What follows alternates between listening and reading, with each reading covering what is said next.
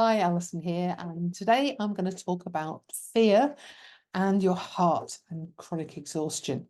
But before we start, don't forget to like and subscribe if you're finding these videos helpful so you can help me to get them out to more people.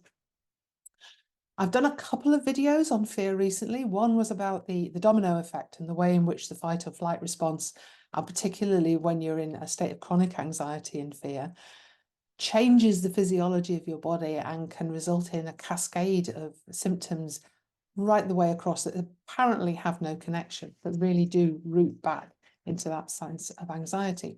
And then the other one I did was more about exploring what is it, what do people become afraid of when they develop chronic exhaustion, to give you a sense that you're not on your own and that your fears are normal, but also looking at how you can help to intercept that anxiety loop to support yourself in ways that are helpful. And I direct people onto my emotional survival kit in that video. So today I wanted to zone in on something very specific that was my experience and that I see in a lot of clients, which is the fear associated with cardiac symptoms. And I think that this is a very, very particular, really powerful fear, where you really see that direct connection between the mind and the body. And there can be that visceral sense of, oh my God, I'm having palpitations or whatever else it might be. Will my heart stop? So let's have a look at that and unpack some of that stuff today. Before I go any further, I want to make it absolutely clear I am not a medical doctor. My PhD is in sociology of health, and I am no longer a practicing nurse. So I am not here to give you medical advice or guidance in any form at all.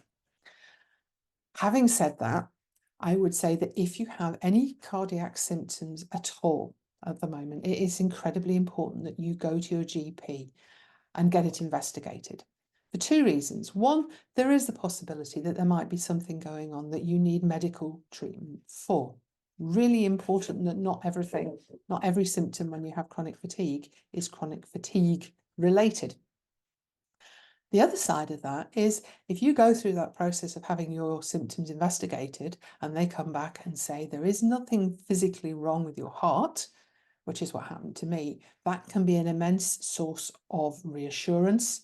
And then you can look at other reasons why this is happening to you. So please do go to your GP if you've got any concerns at all about your heart and you haven't already done so. So let's look at some of my personal experiences with cardiac symptoms. And the first ones that I had were when I was pregnant with my second child.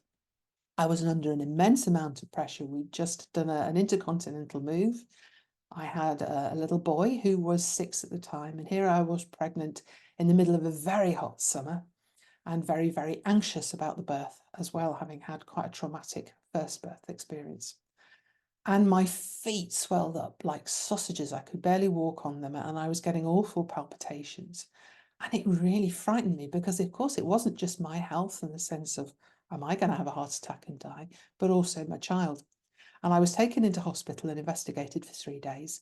And at the end of that time, what they told me was that I had a functional heart murmur. And my first response was, well, what's functional about a heart murmur? That's not very helpful.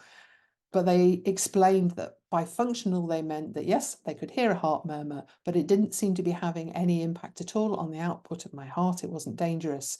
And they had no idea what was causing it, which essentially is what medicine describes as functional.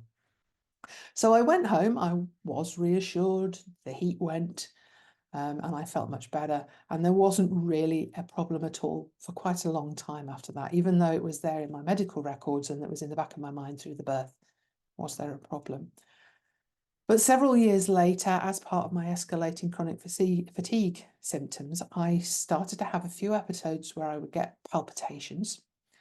And then my heart would just go off into tachycardia is the term, where it would be far, far, far too fast. And it was really uncomfortable. On a couple of occasions, I had the paramedics called out, and then it resolved. So they were checking out my heart, but then it all went back to normal, and they left me at home. And I was referred to a cardiologist at that point. And then time went on, and in the summer of 2020, I developed what we thought was a chest infection. I don't know if it was COVID or not. But I had this feeling in my chest as if I got a big hot cannonball. It was rolling around and pressing on my organs if I moved. So I had to sit absolutely upright. And I was also getting dizzy and breathless and palpitations. And on that occasion, I was taken into hospital for investigations. And actually, there were 2 occasions where I went into atrial fibrillation. And that is an abnormality in the rhythm of your heart, where the upper chambers or the atria stop pumping regularly and they go into a sort of a flutter. So you are not pumping out the blood you need. It's not as bad as when the ventricles do that, because then you're not getting any blood circulating around your body at all. So with atrial fibrillation, the output is reduced.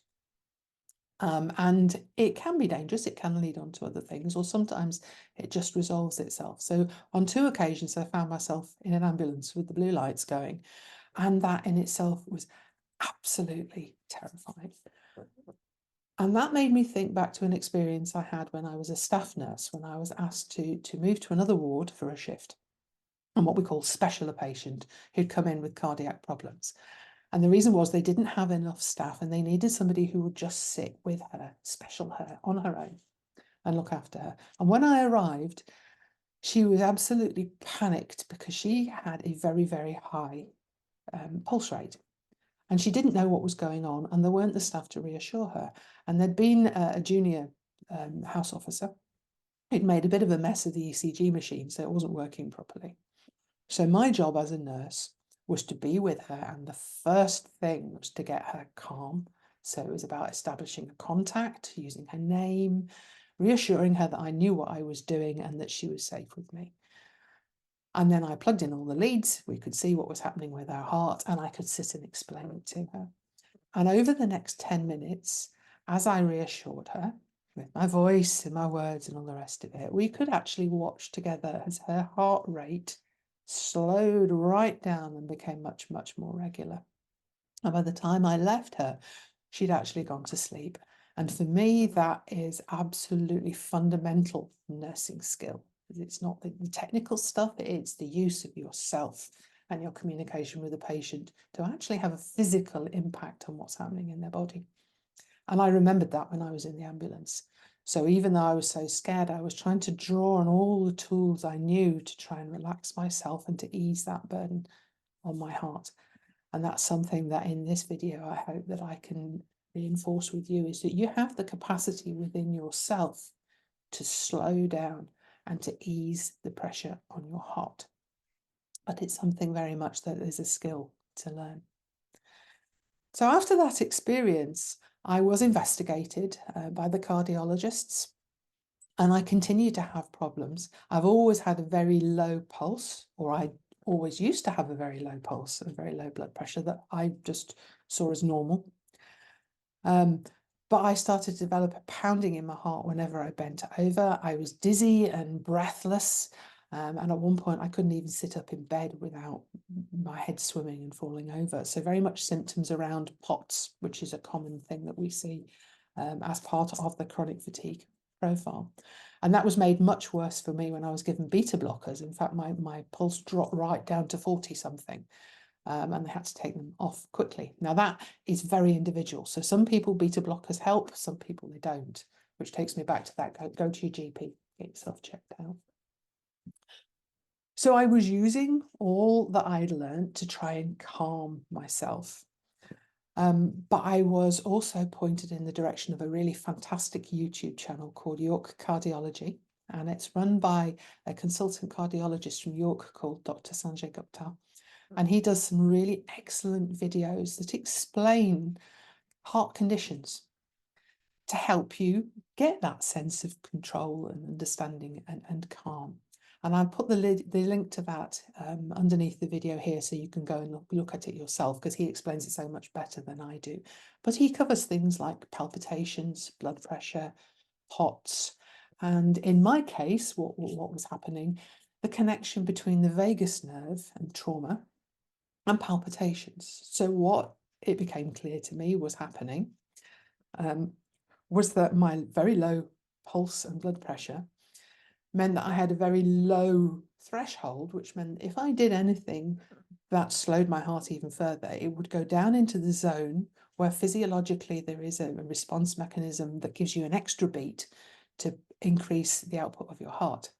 So that was my palpitations. It was feeling that. And it tended to happen to me when I'd had a big meal, particularly lots of carbohydrates, and when I was falling asleep at night. When you think of that, that's when you're going into the rest and digest phase, and your heart is supposed to slow down. But if your heart is already really in your boots, that makes it much worse.